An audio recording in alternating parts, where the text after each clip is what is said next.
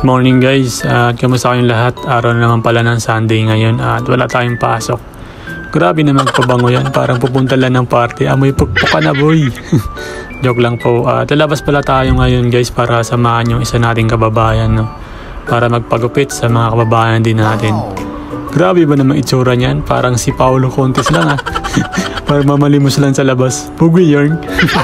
Alam niyo ba guys na sobrang mahal na magpagupit dito sa Japan, kaya doon tayo sa libre. Kaya kung may makilala kayo na marunong maggupit, mas maganda, no? Para makatipid na rin. Ayun guys, good morning. What?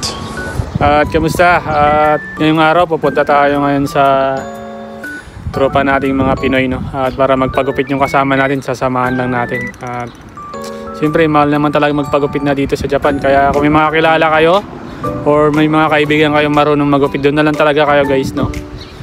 Talagang napakamahal magpagupit dito sa Japan. Siguro nasa pinapagupitan ko doon sa kabilang station, nasa 1.7 yen. Kung kukumpara natin sa peso yun, nasa 900 pesos yun, diba? Sayang lang, no? Kaya siyempre may makilala naman tayo marunong magupit, doon na lang tayo para mas makatipid tayo. At naantay lang pala natin yung ano natin guys, yung kasama nating Pinoy sa trabaho. At kasamahan natin magpagupit.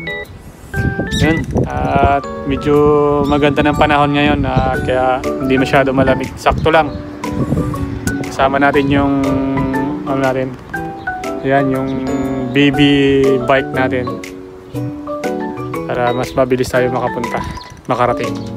Ayun, at magkita-kita ulit tayo mamaya guys. Bye-bye! A few moments later. At andito na nga tayo guys. Ito nga yung boarding house nila. At andito lang yung company nila, sa kabilang kalsada lang. At sobrang lapit lang, halos lakarin lang nila, no? Ito pala yung mga ginagawa nila guys. Panghukay daw yun sa dagat. Hindi ko lang din alam, sabi lang din sa atin.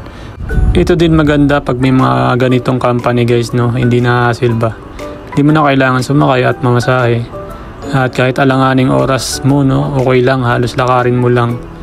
Halos Pinoy nga sila dito guys. Siguro mga siyam sila dito, no? At welder pala yung trabaho nila guys. At kami naman isang food processing. Buti na lang may mga ganito na Pinoy dito sa Japan, no? Kahit pa paano makapag-jamming.